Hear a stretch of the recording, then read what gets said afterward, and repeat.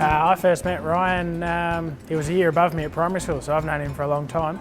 I've known Ryan for 22 years. Quirky, great sense of humour. He's a typical 25-year-old smartass. He loves it when I employ the new young bar girls. Very cheeky man.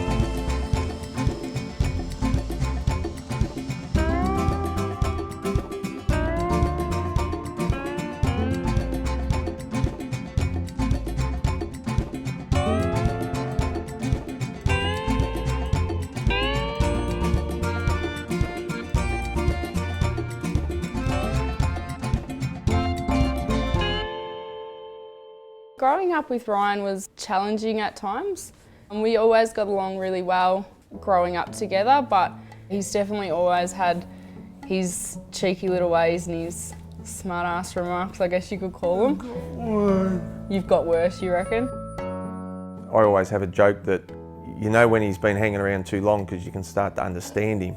He gives as good as he gets. Takes him a little bit longer to get to the point, but you know, he's got the same ideas and the same outlook on life as any normal 25-year-old. You know, he loves going to the pub, he loves socialising, he's pretty quick-witted.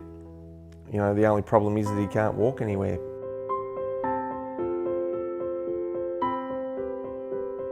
I think Ryan got his first motorised wheelchair in roughly 2005. Was it 2005? Earlier, maybe 2004, 2005. Prior to that, he was in manual wheelchairs, so every time he wanted to go somewhere, he required someone to take him. Even just down the road, you know, obviously requiring someone to push him. We had to. Yeah, we had to rely on taxis to take Ryan everywhere, and a lot of funding did come from his case management services, but a lot did have to come out of his pocket, so it was hard for him growing up in that respect. Ryan's next aim was to obtain a vehicle so that he could gain more community access. The downside to it was the funding towards a vehicle from a government perspective was very minimal. Ryan went out one night with Scotty and was telling him how frustrated he was about it and how there wasn't going to be a lot of funding available from the government. And that's when Scott came up with the idea that why don't we do a fun run and try and raise some money so that we can get you, you know, on your way to achieving it. I asked him how he gets about and you know, if he's got a car and he said he has to wait for taxis, has to get a taxi everywhere. And never been on an outing, never been on a family picnic or anything like that. So we got talking over a few beers and we decided to come up with a bit of a fundraiser, and that's how it really started. We just got the ball rolling and made a few phone calls, and next thing we had Run for Ryan up and about, and then he got his car. So that's pretty well much it in a nutshell.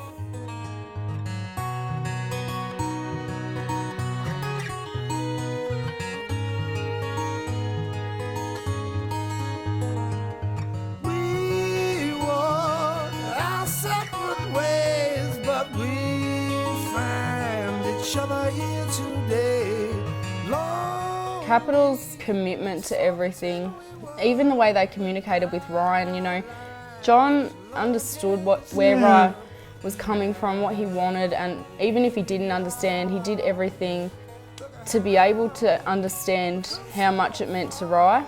There was no issue that was too big for John or Capital to do. It was they were stoked to be on board. They brought a couple of vehicles up for the Run for Ryan Day so people could see exactly what they were putting their money in for.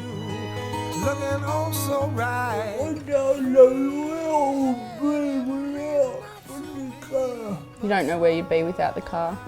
I guess the car has It's enabled him to have more of a sense of independence than what he had when he gained a wheelchair, just because obviously your wheelchair only gives you 8 kilometres in your batteries, and it takes 12 hours to charge it. A car to ride was something that he'd never, I guess it was something he'd always dreamt of, but something he didn't think was achievable.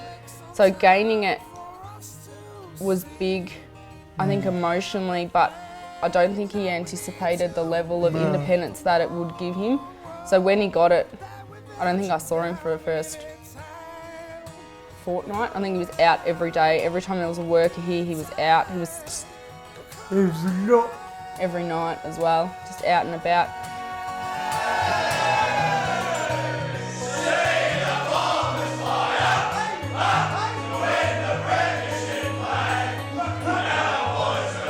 If you've never ever been on an outing with your family, you've never been to a picnic, you've never been out of town, the only time he goes out of town is when he was going into hospital for tests.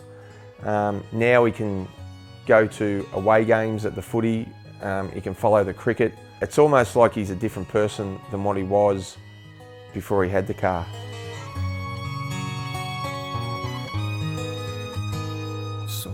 It's given him a freedom that we take for granted, and it's just a gift to him every day, and he appreciates it. And I think if Capital were any closer to his hometown here in Riddell, I reckon he'd be there just about every day. You know, he's just that appreciative of John and the boys down there. Love you every day and now. Here we are. Look at how we've come so far. And now here we are, just two lucky stars. Capital. With Capital's help. Without the help, and everyone. Without their help. And everyone. And everyone else's help. I'll be stuck with them. You'll be stuck with taxis, which, yeah, were very unreliable. That's why you go with Capital. That's why you should go with Capital. Is that your little end slogan? You've been watching too many television ads. That was really corny, Ryan. Okay, no, cut there.